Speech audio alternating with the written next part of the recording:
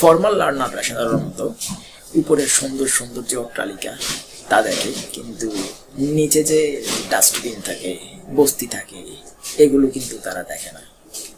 আমরা real learner, আমরা কিন্তু দুটোই দেখব, উপরের সুন্দর সুন্দর অট্টালিকার সৌন্দর্য দেখব, পাশাপাশি নিচে যে ডাস্টবিন থাকে, বস্তি থাকে, এগুলো কিন্তু আমরা দেখবো ইনশাআল্লাহ।